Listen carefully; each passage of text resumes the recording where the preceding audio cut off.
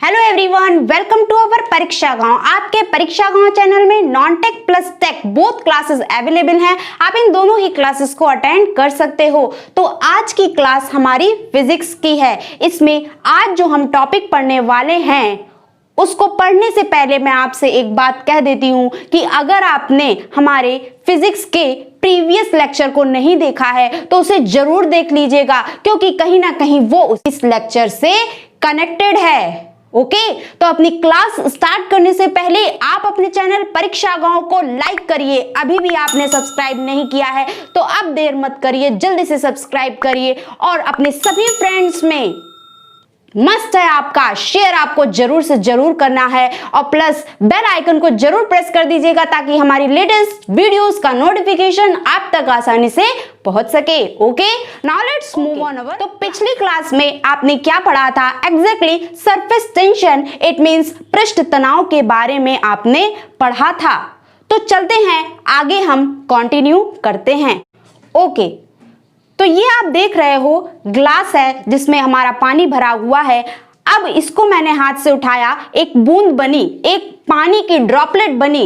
अगर मैं आपसे कह दूं कि इस पानी की बूंद में, ये जो बूंद गिर रही है टप टप, इस पानी की बूंद की सरफेस पर जो पृष्ठ तनाव, it mean surface tension create होगा, आखिरकार उसकी वैल्यू क्या होगी, उसका मैग्नीट्यूड क्या होगा। इसी के साथ साथ अगर मैं आपसे कहूं कि एक पानी में आप क्या कर दीजिए, साबुन को घोल दीजिए। देखिए ये मैंने घोल कर रखा है।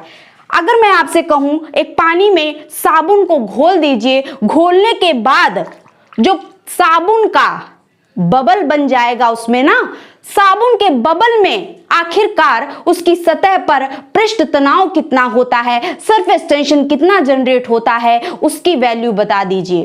दो क्वेश्चन मैंने आपसे पुटअप किया कि वाटर ड्रॉपलेट की सरफेस पे सरफेस टेंशन कितना क्रिएट होता है, and the next one is soap bubble में सरफेस टेंशन आखिरकार कितना क्रिएट होता है। जल्दी से उसका मैग्नीट्यूड बता दीजिए। और मैग्नीट्यूड के साथ अगर आपको मैग्नीट्यूड पता चल गया तो आप क्या कर सकते हो, पानी की ड्रॉपलेट, पानी की बूंद तथा साबुन का जो बबल बनेगा, उन दोनों के सरफेस टेंशन को कंपेयर कर दीजिए। तो आज हमें यही पढ़ना है, यही समझना है। चलते हैं वन बाय वन, हम क्या करते हैं, टॉपिक को लेते हैं। पहला टॉपिक जो हमने लिया है वो क्या लिया है एग्जैक्टली?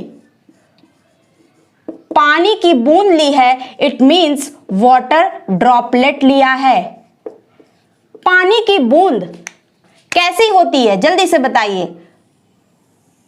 कुछ इस प्रकार से होती है ना, स्फेरिकल वे में होती है पानी की बूंद। और उस पानी की बूंद में अंदर, जितना अंदर जाते जाओगे आपको कोई और पदार्थ नहीं, सिर्फ और सिर्फ पानी ही मिलेगा। क्या मिलेगा एग्जैक्टली? वाटर ही मिलेगा। और पानी की बूंद की ये जो सतह है, इस सतह के बाहर क्या होगा? अरे वायु ही तो होगी, एयर ही तो होगा। जान गए आप? पानी की बूंद के अंदर वाटर है और पानी की बूंद की सतह के बाहर हमारा एयर है। और आपको पता है कि जहां पर भी दो मीडियम, जहां पर भी दो माध्यम, दो मीडियम एग्जिस्ट करने लगते हैं, कार्यरत होते हैं, वहां पर एक भौतिक राशि उत्पन्न हो जाती है, एक फिजिकल क्वांटिटी जनरेट हो जाती है। वह फिजिकल क्वांटिटी कोई और नहीं, सरफेस टेंशन ही जनरेट हो जाता है। इट मींस पृष्ठ तनाव ही जनरेट हो जाता है, जिसको हम सिग्मा से प्रदर्शित करते हैं, सिग्मा से रिप्रेजेंट करते हैं। हमें आज इसी का ही मैग्नीट्यूड चाहिए। किसके लिए? फॉर वाटर ड्रॉपलेट के लिए। ओके, तो इसके मैग्नीट्यूड को जानने के लिए चलते हैं, हम कुछ पैरामीटर्स को पहले समझ लेते हैं। यहां पर कौन कौन से पैरामीटर्स वर्क करेंगे। ओके, तो ये रहा हमारा पानी, ठीक है ना। और पानी की सतह के बाहर हमारा क्या मौजूद है? वायु मौजूद है, एयर मौजूद है। ये एयर इस पानी की बूंद पर कोई दाब तो लगा रही होगी। हम पर भी वायु का दाब लग रहा है, वो भले ही इतना मिनिमम है कि हमें महसूस नहीं हो रहा है, लेकिन हर एक बॉडी पर, हर एक मैटर पर वायु का दाब अवश्य लगता है। और कैसे लगता है? सतह के कितना एंगल बनाकर लगता है वायु दाब? एग्जैक्टली 90 डिग्री के कोण पर वायु दाब एक्सर्ट करता है। तो चलते हैं, मान लीजिए कि वायु के द्वारा इस पानी की बूंद पर जो दाब लग रहा है उसको हम P0 मान लें, जो कि किस दिशा में लग रहा है? अंदर की दिशा में लग रहा है पानी की बूंद के। Okay, all clear. दूसरा, पानी की बूंद की ये जो सतह है, उस सतह पर पानी के जितने भी अणु होंगे, ये आप अणु देख रहे हो, पानी के बूंद में सतह पर जितने भी अणु होंगे वो अंदर की दिशा में एक आकर्षण महसूस कर रहे होंगे, एक अट्रैक्शन महसूस कर रहे होंगे। और वो अट्रैक्शन ही हमारा कौन सा बल कहलाता है, कौन सा फोर्स कहलाता है? एग्जैक्टली पानी के स्वयं के मॉलिक्यूल्स के ही बीच में जो बल लग रहा होगा वो कोहेसिव फोर्स ही लग रहा होगा। All clear. कोहेसिव फोर्स पानी की सतह पर जितने भी अणु हैं उनको अंदर की तरफ खींच रहा है। इट मीन्स हम कह सकते हैं कि वो जो पानी की सतह होगी वो कैसी हो गई होगी? स्ट्रेच्ड हो गई होगी, खिंचाव पूर्ण हो गई होगी। और खिंचाव पूर्ण हो जाने के कारण यहां पर सतह पर सरफेस टेंशन उत्पन्न हो जाता है। इट मीन्स पृष्ठ तनाव उत्पन्न हो जाता है। और यहां से भी आप समझ सकते हो कि पानी, अंदर पानी है, बाहर हमारा एयर है, जहां पर भी दो मीडियम आए वहीं पर हमारा सरफेस टेंशन जनरेट हो गया, उत्पन्न हो गया। तो इस हिसाब से आपने क्या जाना? पहला कि पानी की बूंद पर अंदर की दिशा में क्या लगेगा? वायु दाब लगेगा। इसके साथ साथ दूसरा आपने ये जाना कि पानी की सतह पर सरफेस टेंशन भी लग रहा होगा। और सरफेस टेंशन आखिरकार क्यों लग रहा होगा? क्योंकि अंदर की दिशा में क्या लग रहे हैं? Cohesive forces. इट मीन्स ससंजक बल कार्य कर रहे हैं, वो भी किस दिशा में? अंदर की दिशा में। तो मोटे मोटे तौर पर हम यहां पर क्या कह सकते हैं कि पानी की जो बूंद है उसकी सतह पर अंदर की दिशा में वायु दाब कार्य कर रहा है। इसके साथ साथ पानी की सतह पर जो अणु उपस्थित हैं उन पर अंदर की दिशा में एक आकर्षण बल कार्य कर रहा है, and that is called the cohesive force. FC से डिनोट कर दिया, कोहेसिव फोर्स कार्य कर रहा है। अब यहां पर आप क्या देख रहे हो कि कोहेसिव फोर्स आप ले लो, इट मीन ससंजक बल ले लो, या फिर आप क्या ले लो? एग्जैक्टली एयर प्रेशर ले लो, वायु दाब ले लो। दोनों ही क्या कर रहे हैं? पानी की बूंद को प्रेस करने की कोशिश कर रहे हैं। और जब आपको प्रेस किया जाएगा, आपका ही एग्जाम्पल ले लेते हैं, यदि आपको चारों दिशाओं से प्रेस किया जाएगा तो क्या आपका कोई अस्तित्व रह जाएगा अगर आप उस दाब का, उस प्रेशर का विरोध नहीं करते हो? ठीक उसी प्रकार से यहां पर जो पानी मौजूद है इस पर हर तरफ से कोहेसिव फोर्स और वायु दाब इतना प्रेशर लगा रहा है कि पानी का तो अस्तित्व ही नहीं रहना चाहिए, पानी की बूंद तो मिट जानी चाहिए, उसका एक भी अंश नहीं बचना चाहिए। लेकिन अभी भी यहां पर पानी की बूंद का अस्तित्व है। इसका मतलब तो यह ही है कि पानी की जो बूंद है वो इन दोनों बलों का विरोध जरूर से जरूर कर रही है। और कैसे कर रही है अभी आपको बता देते हैं। पानी की बूंद है, आपको मैंने बताया पानी की बूंद में जितना अंदर जाते जाओगे हर जगह आपको पानी ही पानी मिलेगा, पानी ही पानी मिलेगा। और ये जो पानी है, पानी की बूंद की सतह के अंदर जितना भी पानी है, ये पानी पूरा क्या करेगा? पानी की सतह को बाहर की दिशा में बल आरोपित करेगा। जिसको हम P से प्रदर्शित कर देते हैं। तो यहां पर P क्या है? एग्जैक्टली पानी की बूंद में जो पानी उपस्थित है उस पानी के द्वारा पानी की सतह पर आरोपित दाब है। इट मीन्स हम कह सकते हैं P क्या है?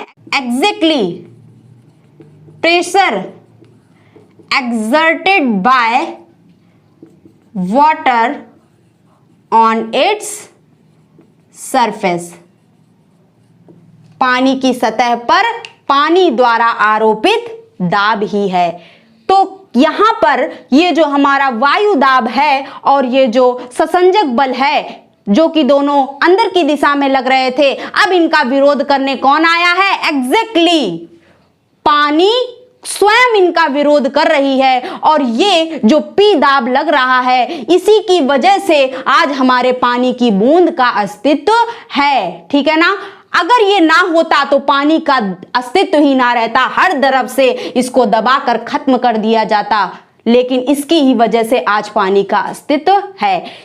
अब दूसरा आप ये जान लीजिए कि यदि ये जो P दाब लग रहा है पानी के द्वारा पानी की सतह पर, इसका मान अधिक हो जाए, किससे अधिक हो जाए? P0 प्लस FC ससंजक बल तथा P0 इट मींस वायु दाब के कारण जो भी बल आएगा, F0 ले लो, जो भी बल आएगा इन दोनों बलों से यदि इसके द्वारा जो बल आरोपित होगा उसका मान क्या हो जाता है? यदि अधिक हो जाता है, यहां पे P अधिक हो जाए या फिर इसके द्वारा जो बल हम कैलकुलेट करेंगे वो अधिक हो जाए।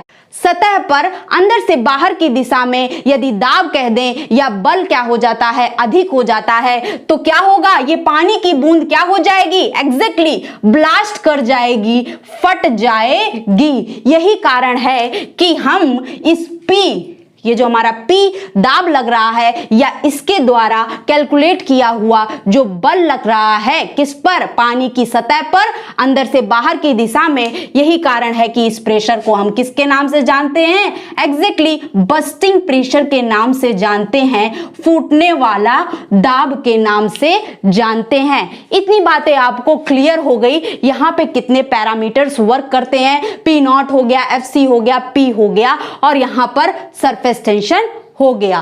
तो इस हिसाब से अब मैं आपको मैथमेटिकल एक्सप्रेशन बता देती हूं कि क्या आता है।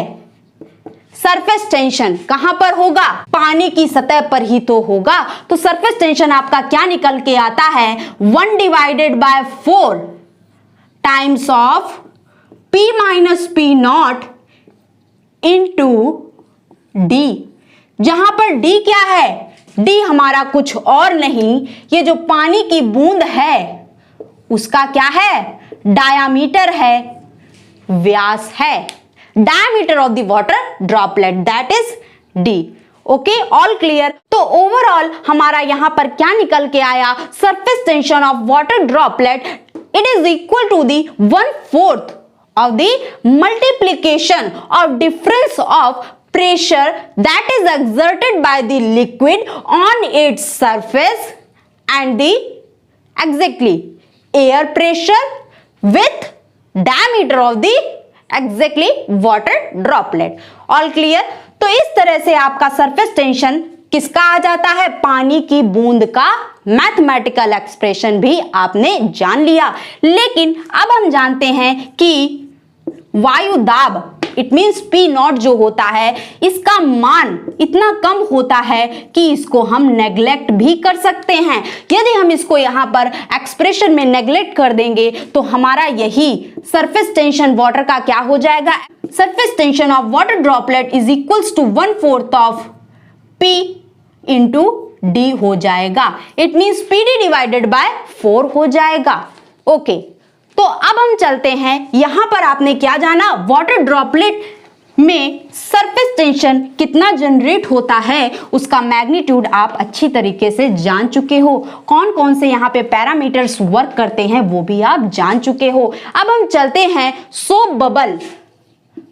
सोप बबल जो साबुन का बुलबुला जो होता है उसमें सरफेस टेंशन कैसे क्रिएट हो जाता है और कितना क्रिएट हो जाता है, तो उसको देखते हैं। तो उसको देखने से पहले तो आप ये देख लीजिए कि सोप बबल, पानी का जो बुलबुला होता है, आखिरकार उसका स्ट्रक्चर कैसा होता है। तो याद रखिएगा कि पानी का जो ड्रॉपलेट था उसमें केवल एक ही सतह थी, पानी की बूंद में सिर्फ और सिर्फ एक सतह थी, लेकिन साबुन के बुलबुले में दो सतहें होती हैं। एक तो हमारी ये क्या हो गई, आउटर लेयर हो गई, आउटर लेयर हो गई।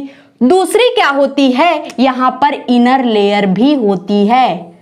थोड़ा सा दूर बना रहे हैं बट इतनी होती नहीं है। ये हमारी क्या हो गई, इनर लेयर हो गई। All clear.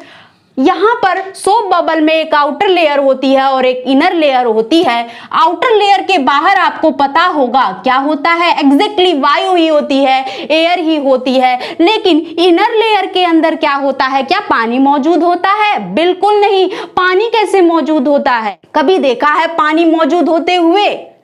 कभी नहीं देखा। वहां पर क्या मौजूद होती है, एयर ही मौजूद होती है। एग्जाम्पल के तहत आपको दिखाते हैं।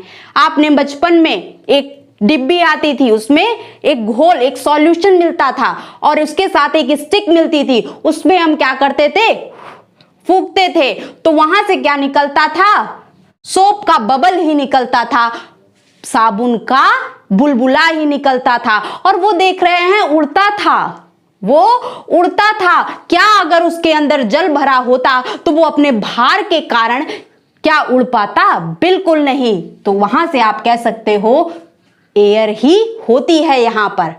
All clear.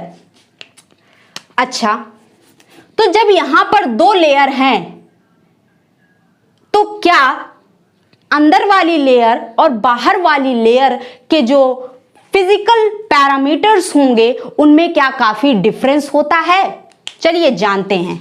तो सबसे पहले आप ये जान लीजिए, यदि मैंने इनर लेयर का जो डायामीटर है वो मैंने कैपिटल डी मान लिया, व्यास क्या मान लिया, अंदर वाली लेयर का, अंदर वाली सतह का हमने व्यास कैपिटल डी मान लिया, और इनर लेयर इट मींस आंतरिक सतह तथा बाह्य सतह के बीच में जो स्पेस होता है उसको अगर हम डेल्टी मान लें, डेल्टी थिकनेस अगर हम क्या मान लें, डेल्टी मान लें, तो हमारे बाह्य सतह का जो डायामीटर आएगा वो क्या निकल के आ जाएगा, एग्जैक्टली डी प्लस, इधर भी डेल्टी है, इस पूरे स्फीयर में ही तो ये डेल्टी होगा। थिकनेस क्या होगी, आंतरिक तथा बाह्य सतह के बीच में जो मोटाई होगी वो तो समान ही होगी। इट मींस हम कह सकते हैं जो टोटल डाया होगा वो d प्लस 2 टाइम्स ऑफ डेल्टी हो जाएगा।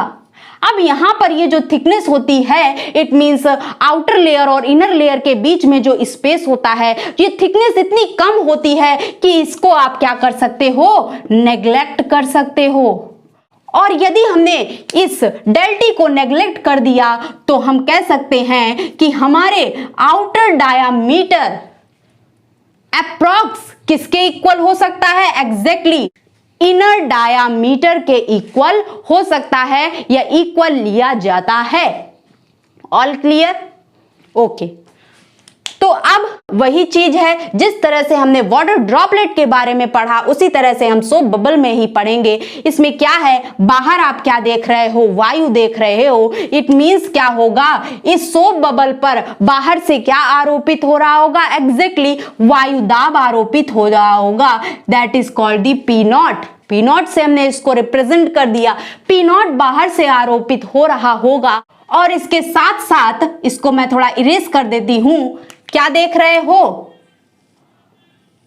सोप बबल की जो बाहरी सतह है, सोप बबल की जो बाहरी सतह है वहां पर जितने भी अणु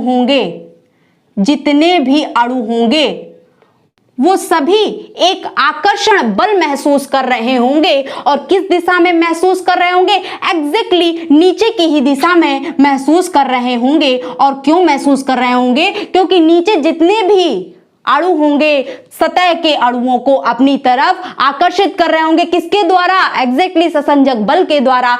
कोहेसिव फोर्स के माध्यम से। तो हम कह सकते हैं कि जब यहाँ पे कोहेसिव फोर्स लग रहा है अंदर की दिशा में, तो जो बाहरी सतह होगी इतनी ज्यादा स्ट्रेच्ड हो जाएगी कि वहां पर क्या हो जाएगा, एक सरफेस टेंशन क्रिएट हो जाएगा। क्या क्रिएट हो जाएगा? एग्जैक्टली एक सरफेस टेंशन जनरेट हो जाएगा। ठीक उसी प्रकार से जो अंदर की सतह होगी उसमें भी जितने अणु होंगे वो भी अंदर की दिशा में क्या कर रहे होंगे, एक कोहेसिव फोर्स, एक ससंजक बल को महसूस कर रहे होंगे। और ससंजक बल जब महसूस हो रहा है तो वहां पर जो अंदर की सतह होगी वो भी एक स्ट्रेच्ड हो जाएगी, तनावपूर्ण हो जाएगी। इट मींस वहां पर भी सरफेस टेंशन जनरेट हो जाएगा, उत्पन्न हो जाएगा। अब मैं आपसे यह पूछना चाहती हूं कि क्या बाहर की जो सतह है जिसको मैंने ब्लैक कलर से सरफेस टेंशन लिखा है और अंदर की सतह पर जो सरफेस टेंशन जनरेट हो रहा है उसको हमने रेड कलर से लिखा है, तो क्या इन दोनों सरफेस टेंशन का जो मैग्नीट्यूड होगा वो सेम होगा, इक्वल होगा या नहीं होगा? ओके, तो इक्वल होगा। क्यों इक्वल होगा? क्योंकि जो बाहरी सतह है उसका डायामीटर हमने अभी क्या बताया, कितना मान लिया जाता है, ठीक अंदर की सतह के बराबर ही मान लिया जाता है, क्योंकि उनके बीच में थिकनेस इतनी कम होती है जिसको हम नगण्य मान सकते हैं। तो इस प्रकार से अंदर सतह और बाहर सतह दोनों एक ही मानी जाती हैं। इस हिसाब से हम कह सकते हैं कि सोप बबल में, साबुन की बुलबुलों में कितने सरफेस टेंशन जनरेट होते हैं? जल्दी से बताइए। 2 सरफेस टेंशन जनरेट होते हैं। पूछ लिया जाता है कि वाटर के ड्रॉपलेट में कितने सरफेस टेंशन जनरेट होते हैं? एग्जैक्टली वहां पर सिर्फ और सिर्फ एक सरफेस टेंशन जनरेट होता है, लेकिन सोप बबल में 2 सरफेस टेंशन जनरेट होते हैं। First one is outer layer and the second one is inner layer पर जनरेट होता है। इतनी बात आपको क्लियर हो गई। अब वही चीज आपको यहां पर भी समझनी है। क्या समझना है? चलिए देखते हैं। क्या देख रहे हो? इसको ओवरऑल आपने क्या जाना कि सोप बबल पर, बाहरी सतह पर क्या हो रहा है? सोप बबल कुछ इस हिसाब से है, दोनों सतह एक ही मान ली गई हैं, ठीक है ना। इस पर क्या हो रहा है? बाहर से अंदर की दिशा में वायुदाब कार्य कर रहा है, ठीक है ना। इसके साथ साथ ये जो दोनों सतहें हैं सोप बबल की, ये जो दोनों सतहें हैं इन पर भी क्या हो रहा है? अंदर की दिशा में कोहेसिव फोर्स लग रहा है, कोहेसिव फोर्स लग रहा है इस सोप बबल में। तो अब यहां पर भी वही कंडीशन हो गई। P0 से आप क्या निकाल सकते हो? एग्जैक्टली वायु के द्वारा आरोपित बल निकाल सकते हो। तो इस प्रकार से ये बल हो गया, ये दोनों कोहेसिव फोर्स हो गए। ये सब कहां लग रहे हैं? अंदर की ही तो दिशा में लग रहे हैं, सोप बबल के अंदर की दिशा में लग रहे हैं। सब क्या कर रहे हैं? इनर डायरेक्शन में ही लग रहे हैं। और इनर डायरेक्शन में लगने के कारण इस सोप बबल का तो अस्तित्व ही नहीं रहना चाहिए, इसको समाप्त हो जाना चाहिए। लेकिन ये भी समाप्त नहीं हो रहा है। आखिरकार क्यों समाप्त नहीं हो रहा है? एग्जैक्टली क्यों समाप्त नहीं हो रहा है? क्योंकि सोप बबल के अंदर क्या फिलअप थी? एयर फिलअप थी। यह क्या कर रही है? अंदर से बाहर की दिशा में क्या कर रही है? बल आरोपित कर रही है, एक दाब आरोपित कर रही है। उस दाब को यदि हम P ले लें तब हमारा सरफेस टेंशन का क्या एक्सप्रेशन आ जाता है उसको जानते हैं। उसको जानने से पहले वही कंडीशन यहां पर भी आ जाती है। यदि इस दाब के द्वारा हम बल निकाल लें और ये बल यदि क्या हो जाता है? इन तीनों बलों से अधिक हो जाता है, इट मींस अंदर जो एयर भरी है इस सोप बबल के, अगर उसका मान अधिक हो गया तो हमारा ये सोप बबल क्या हो जाएगा? ब्लास्ट हो जाएगा, बस्टिंग हो जाएगी। तो इस प्रकार से वाटर ड्रॉपलेट की तरह हम कह सकते हैं कि यहां पर जो P है, जो कि एयर के द्वारा अंदर से बाहर की दिशा में दाब लग रहा है, इसको भी हम क्या कहते हैं? बस्टिंग प्रेशर के नाम से जानते हैं। All clear? तो अब हम जानते हैं कि यहां पर जो सरफेस टेंशन क्रिएट हो रहा है वो आखिरकार उसका मान कितना आता है। तो नोट डाउन कर लीजिएगा, 1/8 आता है, P माइनस P0 होता है इंटू D होता है, जहां पे D क्या है? Diameter of the soap bubble. Inner और आउटर लेयर दोनों को ही हमने एक ही मान लिया, तो ये हमारा क्या हो जाएगा, डायामीटर, चाहे इनर का कह दो चाहे आउटर का कह दो। पी हमारा क्या है, सोप बबल के अंदर जो एयर है उसके द्वारा आरोपित बाहर की दिशा में दाब है। पी नॉट क्या है, वायु दाब है। 1/8 एक न्यूमेरिकल वैल्यू है। सो हम कह सकते हैं कि सोप बबल के द्वारा जो सरफेस टेंशन निकल कर आता है वो कितना निकल कर आता है, exactly 1/8 times of the multiplication of the difference of pressure exerted by air on its surface and exactly air pressure with diameter of the soap bubble। Okay, all clear हो गया होगा आपको। तो इस प्रकार से आप इसे नोट डाउन कर लीजिएगा कि सरफेस टेंशन सोप बबल से जो मैथमेटिकल एक्सप्रेशन निकल कर आता है वो कितना निकल कर आता है। और वही चीज यहां पर भी है, यदि हमारा जो वायु दाब है उसको क्या मान लें, नेग्लेक्ट मान लें, क्योंकि ये बहुत ही कम होता है, तो कुल मिलाकर सरफेस टेंशन हमारा सोप बबल का क्या निकल कर आ जाएगा, exactly 1/8 times of P into D निकल कर आ जाएगा। ओके, तो अब हम क्या करते हैं, दोनों का कंपैरिजन करते हैं कि सोप बबल और वाटर ड्रॉपलेट में जो सरफेस टेंशन आया उनमें रिलेशन आखिरकार क्या होता है। तो जल्दी से बस दिखा देते हैं कि ये हमारा क्या है, वाटर ड्रॉपलेट है और एक साइड हम डाल देते हैं सोप बबल। All clear. अभी आपने जाना कि वाटर ड्रॉपलेट में सरफेस टेंशन कितना आया था, 1/4 टाइम्स ऑफ, यदि हम एयर प्रेशर को कंसीडर करके चलते हैं तो P minus P not times of D आया था। और यहां पर सोप बबल के लिए क्या आया था, यहां पे सिग्मा W लिख लेते, यहां पे सिग्मा S लिख लेते हैं, क्या आया था, exactly 1/8 times of P minus P not multiplication किसका, diameter of the exactly bubble. Okay, तो अब जल्दी से बताइए इन दोनों के बीच में रिलेशन क्या होगा। फटाक से सभी का आंसर आना चाहिए। कुछ नहीं करना है भाई, आप क्या कर लीजिए, वाटर ड्रॉपलेट का सरफेस टेंशन लिख लीजिए। इन दोनों में रिलेशन क्या है जल्दी से बताइए। अगर हम क्या करें, यहां पर न्यूमरेटर में 2 का मल्टीप्लाई कर दें और डिनोमिनेटर में भी 2 का मल्टीप्लाई कर दें तो आपका निकल कर क्या आ जाएगा, sigma W is equals to 2 divided by 4 2 जा 8 times of P minus P naught into D, ये निकल कर आएगा।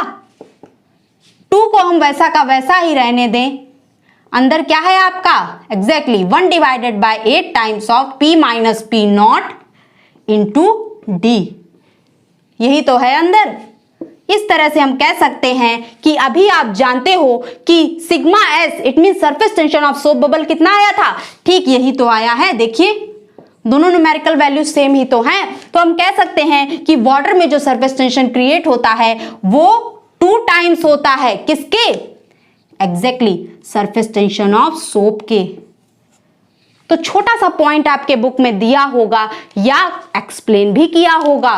तो आज आपने जान भी लिया कि पानी में जो पृष्ठ तनाव उत्पन्न होता है वो सोप बबल की अपेक्षा एग्जैक्टली 2 गुना हो जाता है, 2 टाइम्स हो जाता है। Okay, all clear. अगर आपको इनका डेरिवेशन चाहिए तो आप कमेंट बॉक्स में जरूर कमेंट कर दीजिएगा। जितने ज्यादा कमेंट आएंगे उसके अनुसार हम सोप बबल और वाटर ड्रॉपलेट में जो यहाँ पे मैंने सरफेस टेंशन का एक्सप्रेशन रखा है वो आखिरकार कैसे ड्राइव होकर आया उसको भी हम बता देंगे, लेकिन जितने ज्यादा कमेंट आएंगे उसके अनुसार ही आपको बता देंगे। ओके, तो आज के लिए इतना ही। अगर आपको हमारी क्लास, हमारे पढ़ाने का तरीका बिल्कुल विजुलाइज करके बताया है तो आज के लिए इतना ही। जल्दी से आप अपने चैनल परीक्षा गांव को सब्सक्राइब करिए, फ्रेंड सर्किल में शेयर करिए, शेयर करना आपका मस्त है, और बेल आइकन को जरूर प्रेस कर दीजिएगा ताकि हमारी आने वाली वीडियोस का नोटिफिकेशन आप तक आसानी से पहुंच सके। Okay, all clear. Okay, thank you.